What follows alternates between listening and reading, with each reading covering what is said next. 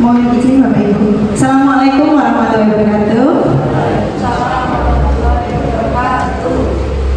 Kami sampaikan terima kasih atas waktu luang dari Bapak Ibu guru yang telah meluangkan waktunya untuk kami berpraktik baik di sini. Untuk Bu C, selamat datang di Padepokan SMP Jingga Primadona Bu C. Jingga Primadona. Ini suhu kami Bapak Ibu Bu Dwi Jayati Ariani. Untuk Bu Dwi, kami mengucapkan selamat datang di SMP kami. Suatu kehormatan bagi kami dari Fasilitator Nasional bisa datang di SMP Negeri 1 Begandon. Perlu kami sampaikan Bu Dwi, di mana SMP 1 Begandon di sini terdapat 672 siswa, di mana untuk jumlah seluruh guru ada 40 dan untuk guru BK-nya alhamdulillah ada 4, berarti mencukupi 672. Di mana perkenalkan untuk guru BK yang pertama ada Bu Eko, ini senior kami, ada Bu Najila, ada Pak Sultan dan ada saya. Terima kasih Bu Eko. Di mana untuk materi hari ini adalah praktek baik 7 jurus BK hebat. Semangat pagi!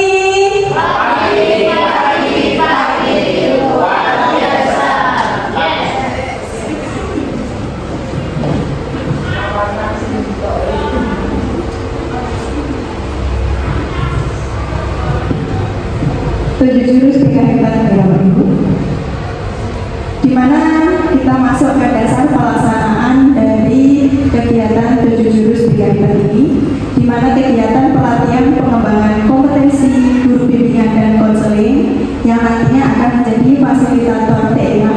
Yang kemarin ada pelatihan selama 3 hari di Solo ya, yang diselenggarakan oleh BPKTK, di mana dari tanggal 27 sampai 30 September 2025.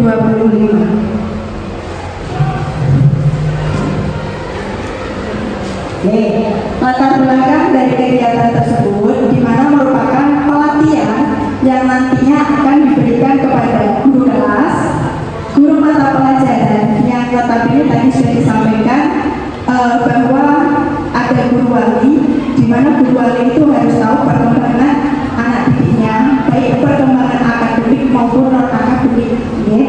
Selain guru kelas, guru mata pelajaran dan juga guru bimbingan konseling, di mana ini merupakan upaya peningkatan kompetensi guru yang tujuannya agar dapat membimbing tidak hanya akademik, tapi kepribadian, karir, akademik dalam mencapai tumbuh kembang yang optimal.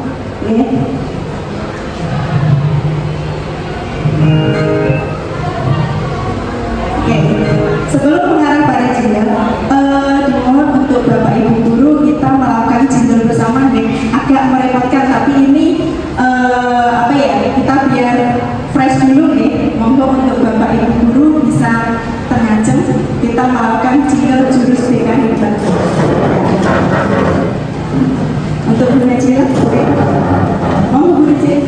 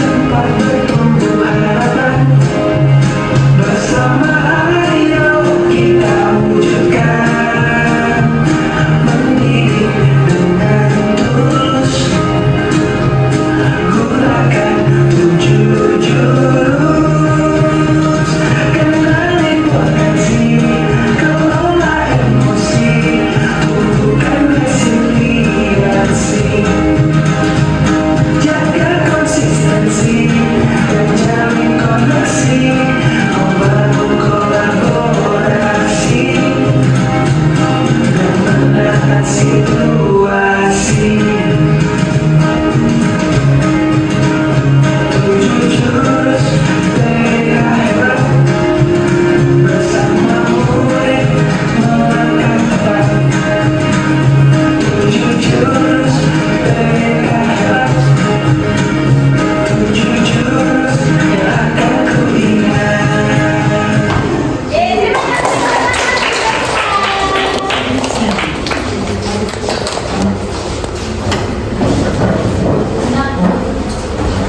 Yang biasanya senam anak Indonesia hebat, ini senam 7 jurus TK hebat ya.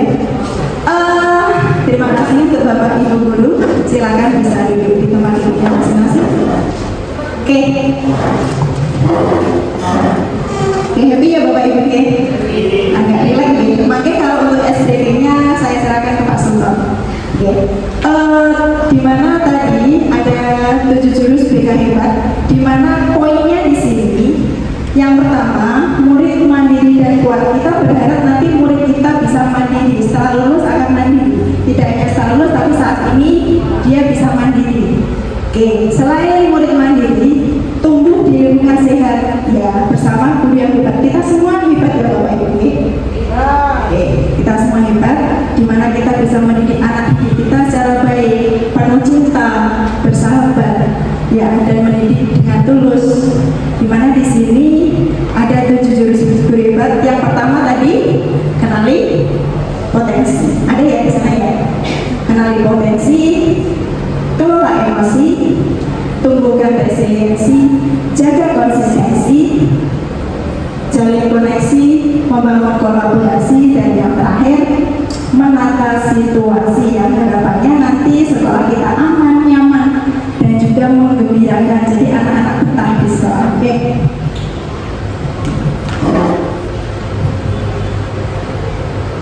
Oke, ini tadi jurus pertama sampai jurus yang ketujuh ya.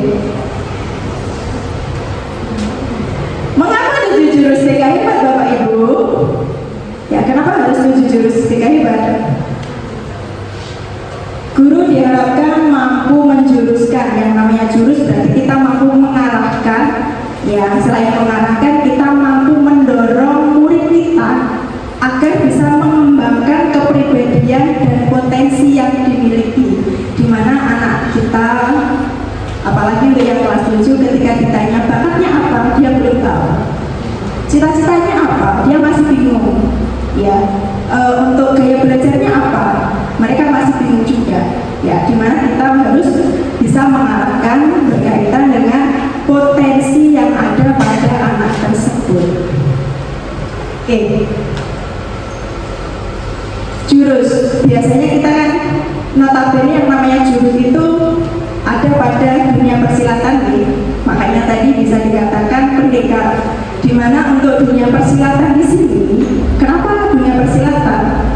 Karena harapannya itu relasi antara guru dan murid tidak hanya ketika menuntut ilmu saja, ya, melainkan berlangsung sepanjang hayat. Kita menjadi sosok yang dirindukan murid kita, baik sudah lulus ataupun dia bekerja, kita masih dirindukan, apalagi saat mereka sudah berumah tangga, ya.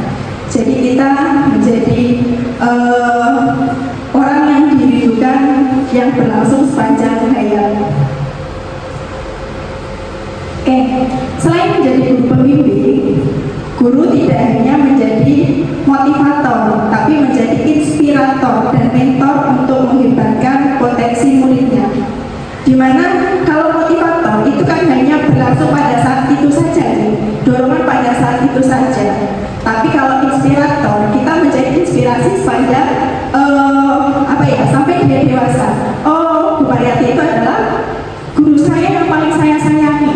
Ya, dulu tegas, dulu membimbing saya dan lain-lain, itu menjadi inspirator untuk anak-anak didik kita. Ya.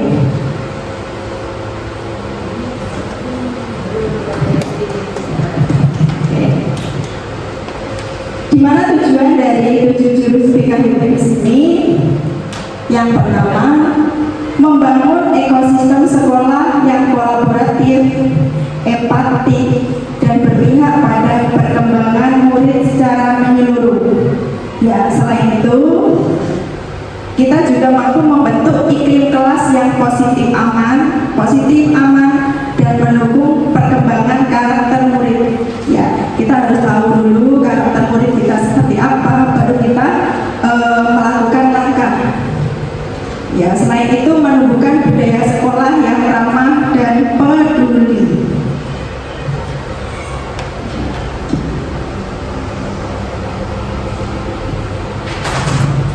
Oke, lanjut ya. Tugas pendidik adalah untuk mengembangkan murid secara optimal. Nah, itu merupakan tugas siapa? Apakah hanya tugas wali kelas saja? Apakah hanya tugas guru wali saja? Apakah hanya tugas guru saja? Tidak, tapi stakeholder. Ya, keseluruhan dari kita warga sekolah menjadi tanggung jawab perkembangan murid secara optimal. Oke, ini tadi sudah disampaikan oleh Bu Dijayati. Ada metode terbaru Bapak Ibu, yaitu metode ARKA. Apa itu metode ARKA? Ini nanti bisa diterapkan pada kegiatan panjenengan di kelas. Yang pertama adalah aktivitas.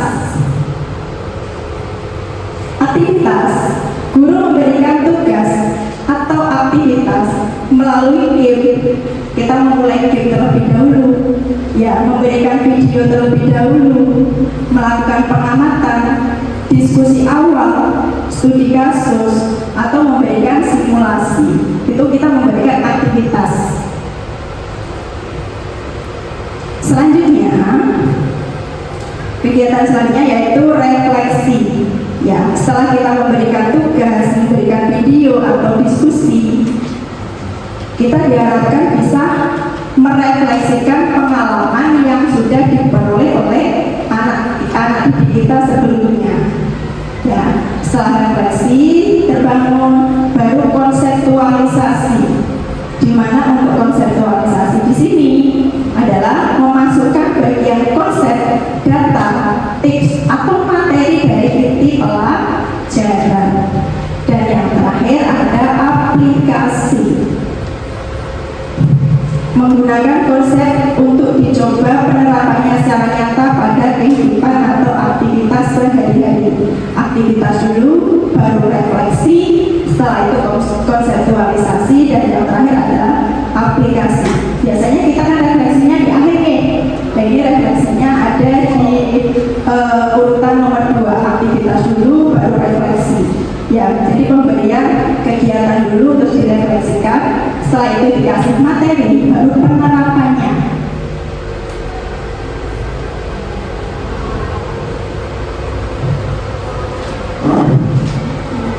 Oke, yang pertama adalah tadi kenali potensi.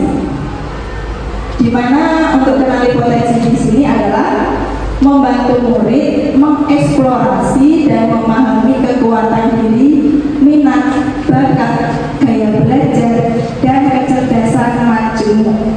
Di mana untuk murid kita itu kadang kalau kelas 7 ketika ditanya bakatnya tidak tahu, cita-citanya apa tidak tahu, gaya belajarnya apa tidak tahu, kebiasaannya apa belum tahu.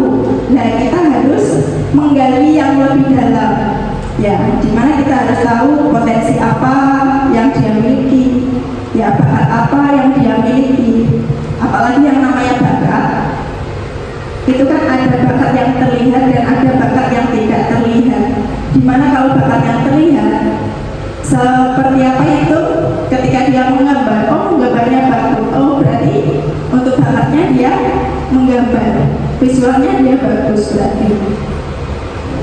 Terus ada bakat yang tidak terlihat, ya, contohnya adalah kepemimpinan. Kepemimpinan kan tidak terlihat, ya. Jadi itu harus kita gali.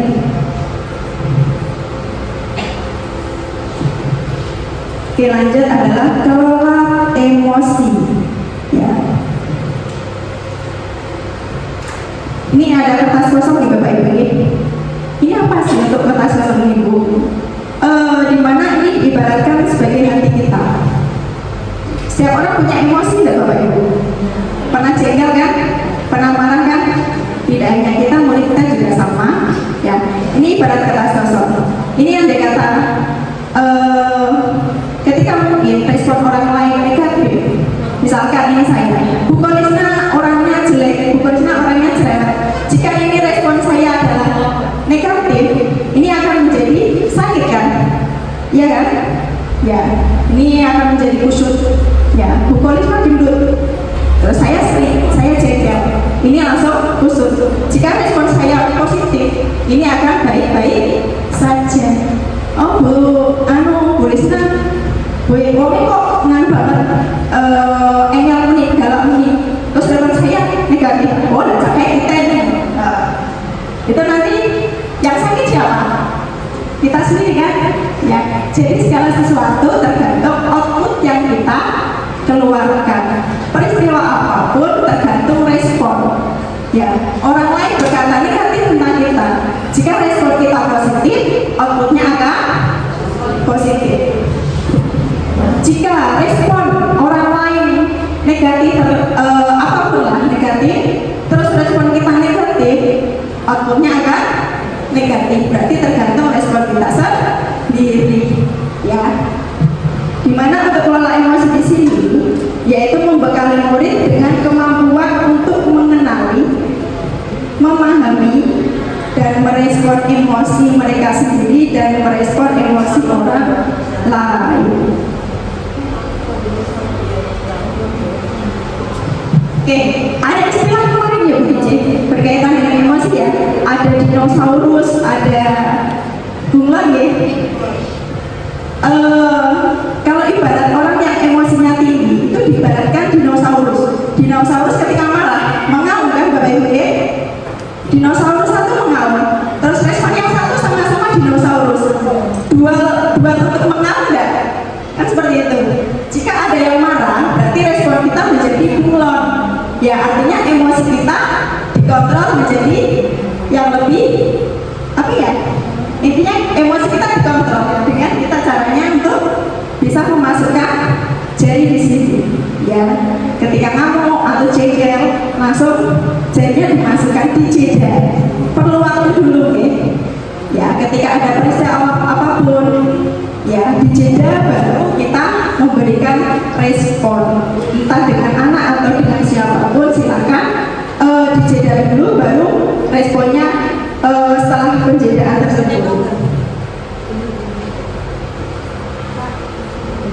Oke lanjut, tumbuhkan resiliensi. Apa itu resiliensi? Bapak Ibu tahu resiliensi? Hal baru ya? Ini saya kemarin juga hal baru ya. Ada resiliensi, ada daya lenting, ya, dimana setiap orang itu kan memiliki kegagalan ya. Pernah kan kita gagal apapun lah.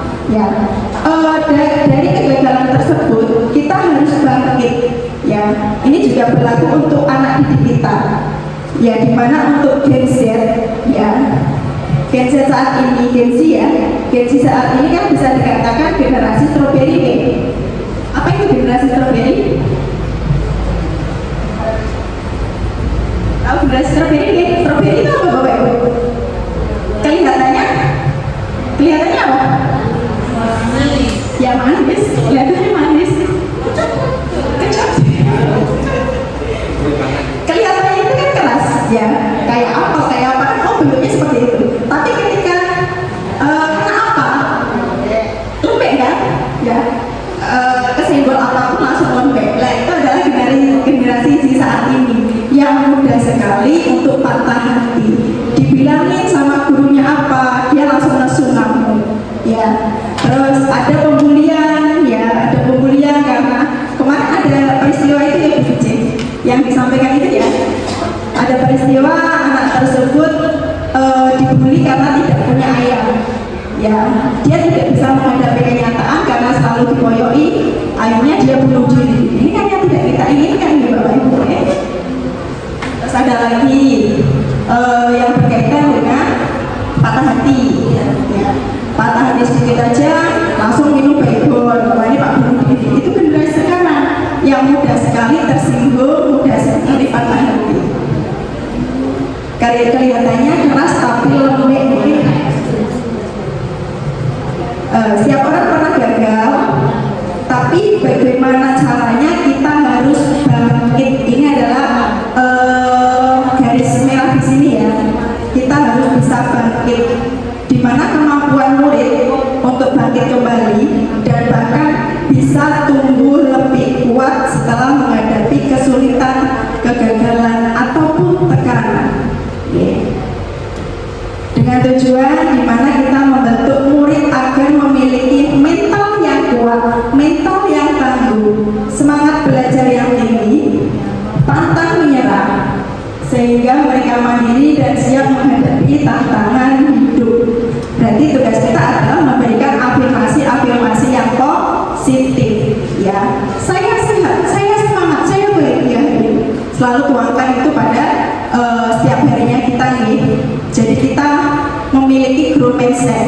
tidak fixed mindset, tapi kita selalu grow mindset, menanamkan grow mindset pada setiap hidupnya.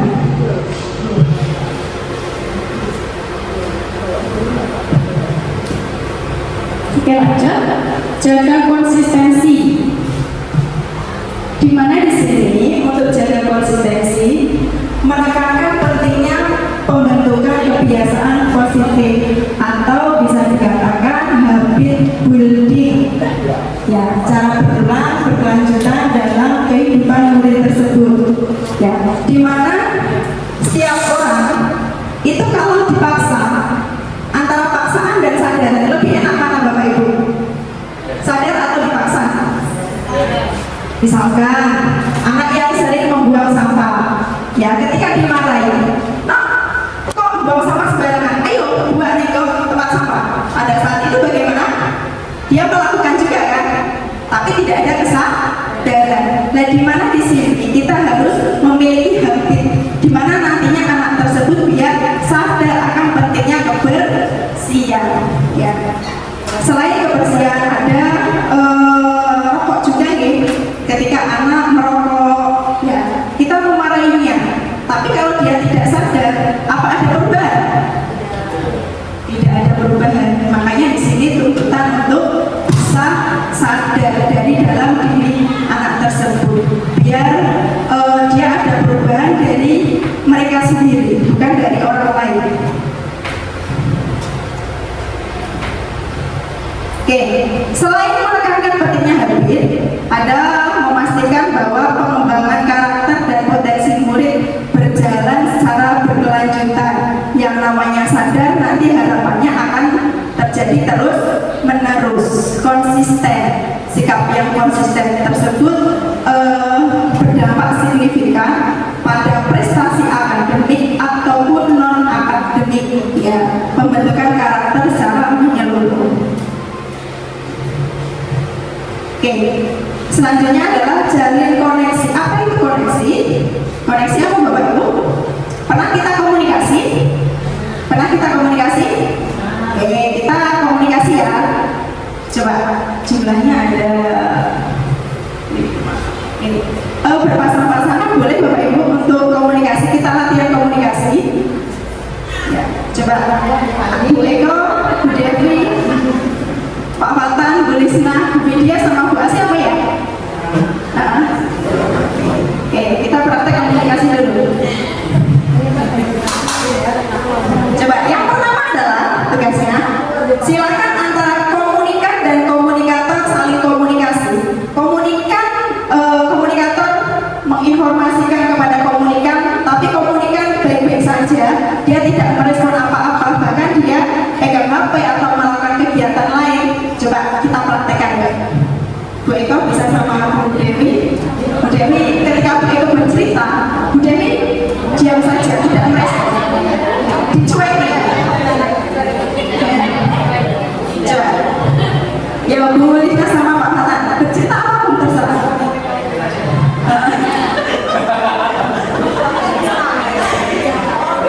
Ya, ada sama Bu Widya, silakan bercerita, tapi yang satu cuek mainan HP atau melakukan hal apapun lah.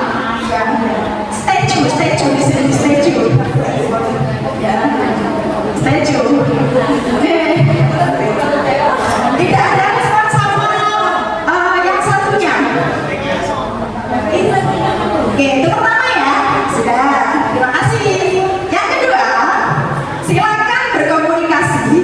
Ya, sama-sama, ibaratnya sama-sama berbicara. Yang satu ngomong, yang satu ngomong diri. Waduh, ngomong diri. Silakan.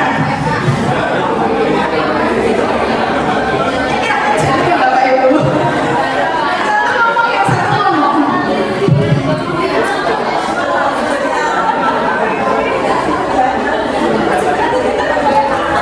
Pokoknya yang satu tidak merespon sama sekali. Cerita dulu.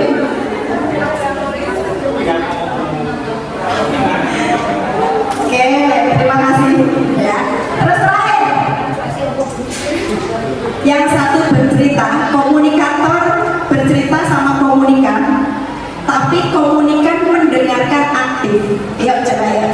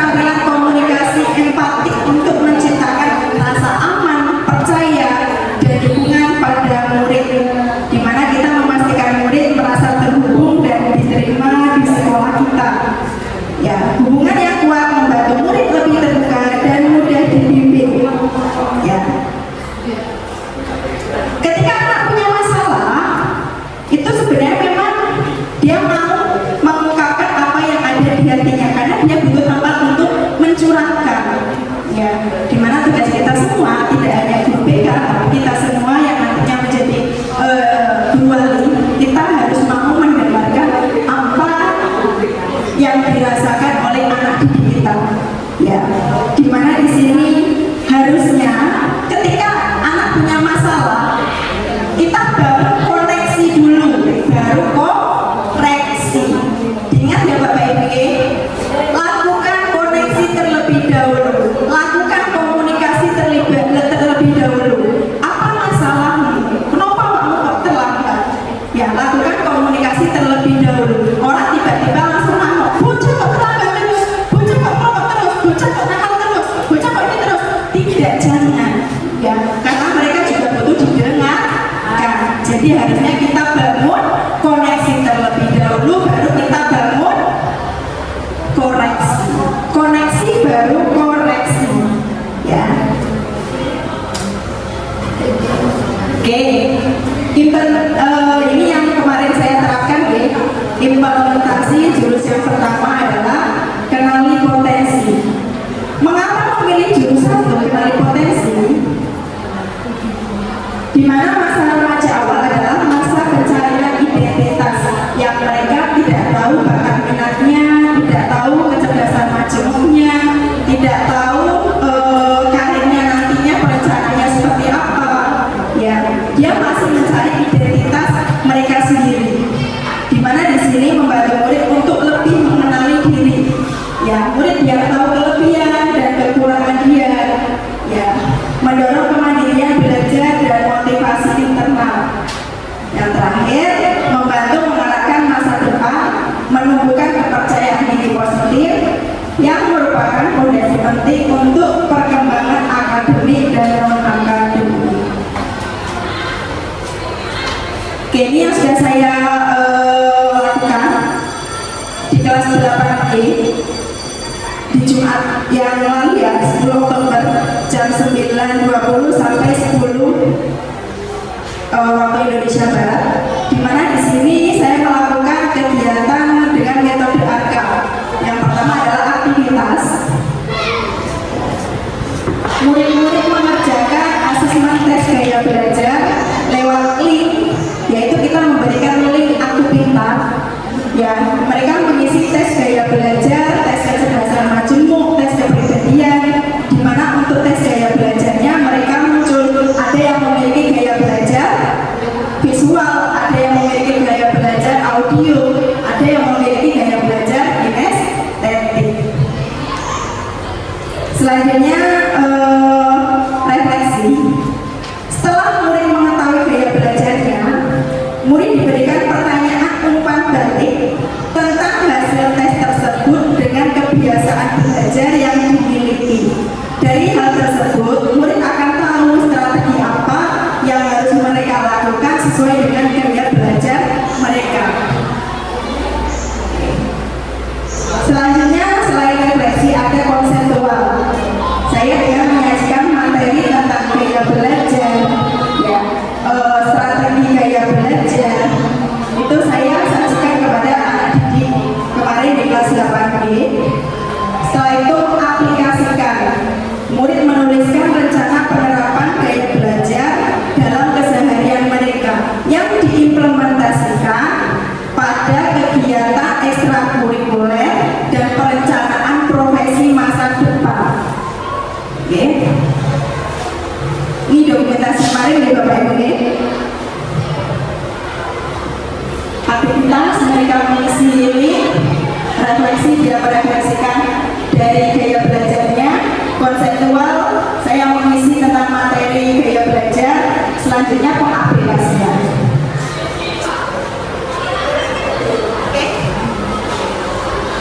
Oke, selesai untuk saya. Nanti akan dilanjutkan oleh Pak Soto. Karena memang untuk materi dari pertama sampai apa itu jalin koneksi itu yang mengarah pada siswa. Nah ini untuk yang mengarah pada sistem nanti akan dilanjutkan oleh Pak Soto.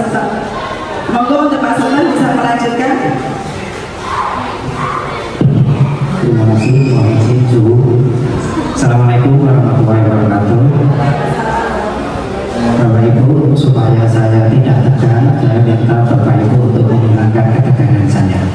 Jadi saya minta Bapak Ibu berdiri. Saya mau melihat Bapak Ibu pertama dulu supaya saya tidak tegang. Bukan bermaksud mengerjai Bu Yanti, ini juga suhu saya di sini. Ada Bu Yanti, Bu Pariati itu beliau fasilitator mendalam, beliau juga fasilitator guru penggerak dan juga ahli dalam bidang kurikulum di sekolah kami. Bapak Ibu perhatikan nanti instruksi saya. Mohon izin Bu, saya mau agak membelakang ini Bu. Ini kalau nanti saya seperti ini berarti posisinya buka. Kalau saya seperti ini tutup. Jadi nanti ada kata saya buka, tutup, tepuk tangan. Kali tepuk tangan, ya bisa. Nah, diperhatikan ya Bapak Ibu. Ketika nanti saya buka, tutup, tepuk lagi 2 kali lagi. Ketika saya buka, tutup, tersenyum. Dikeluarkan, tingginya dikeluarkan Bapak Ibu. Terus nanti saya yang terakhir buka tutup, tertawa. Bapak Ibu harus ada suaranya. Ya, kita coba dulu. 1, 2, 3. Buka tutup, tepuk tangan. Buka tutup, tepuk lagi. Buka tutup, tersenyum. Buka tutup, tertawa. 1 kali lagi Bapak Ibu. Buka 1, 2, 3. Buka tutup, tepuk tangan. Buka tutup, tepuk lagi. Buka tutup, tersenyum. Punya konsentrasi Mbak. Buka tutup, tertawa. Terima kasih Bapak Ibu. Mohon izin menyampaikan dari hasil koordinasi kami Bapak Ibu. Sebelum saya menyampaikan, sekedar informasi saja Bapak Ibu bahwa kami kemarin melakukan atau diutus oleh Dinas Pendidikan untuk melakukan fintech fasilitator daerah. Saya juga tidak tahu kenapa kok di situ ada nama saya, ada nama Bu Wolisnya juga, tapi ya ini salah satu bentuk tanggung jawab saya untuk melaksanakan dan mengikuti kegiatan fintech tersebut Bapak Ibu. Sebetulnya kami itu sudah melaksanakan 2 implementasi jurus, ada jurus 1 dan jurus 2 yang saya lakukan.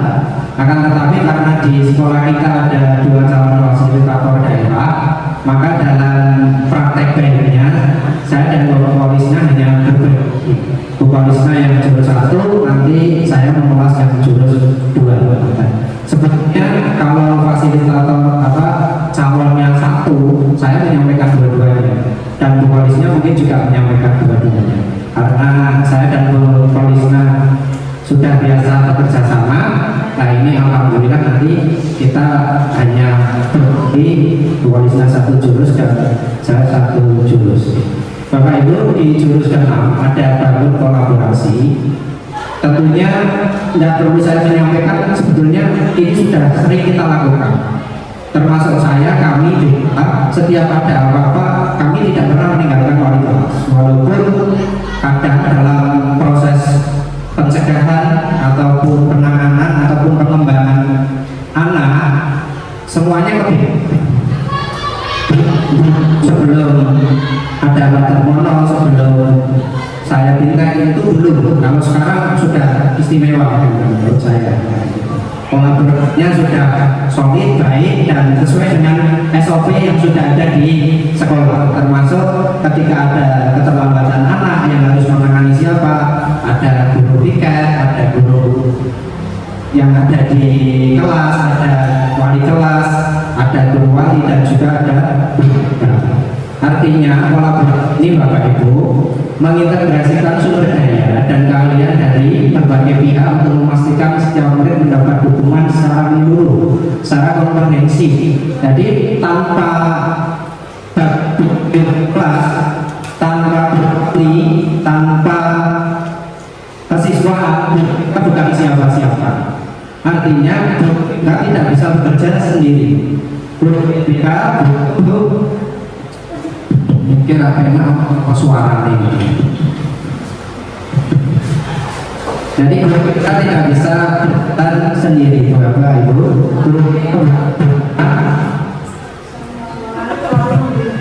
Suaranya apa enggak usah pakai itu.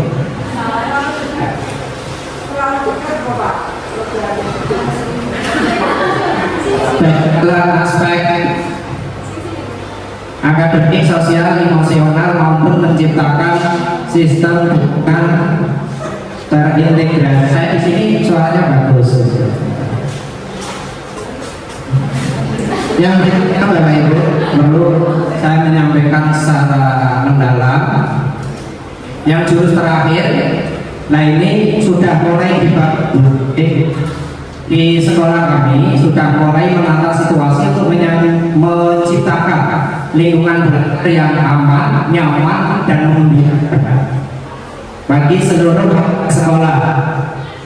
Transformasi sekolah menjadi ekosistem yang berbeda, tempat untuk setiap murid dapat tumbuh auto, cerdas, akademik, sejahtera, emosional, selaras, sosial, dan seluruh guru menjadi pendamping yang hebat. Seluruh guru BK hebat. Hanya ini namanya saja.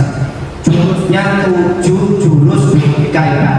Tapi bukan hanya untuk guru BK, tapi untuk semua. Jadi ini menjadi nanti 7 jurus hebat, bukan 7 jurus BK hebat. Kalau Bapak Ibu bisa menerapkannya. Berikutnya Bapak Ibu, di jurus 2 saya mengimplementasikan tentang kelola emosi. Tentunya ada dasar kenapa saya memilih jurus 2 ini.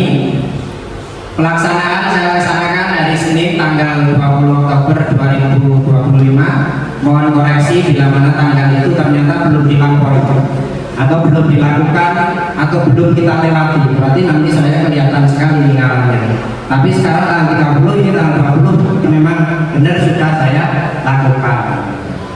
Sasarannya adalah mulai kelas 9, tempatnya di ruang kelas. Waktunya jam 6 pembelajaran di SMP 1 Kandor. Durasi waktu 40 menit. Kenapa saya memilih jurus ini?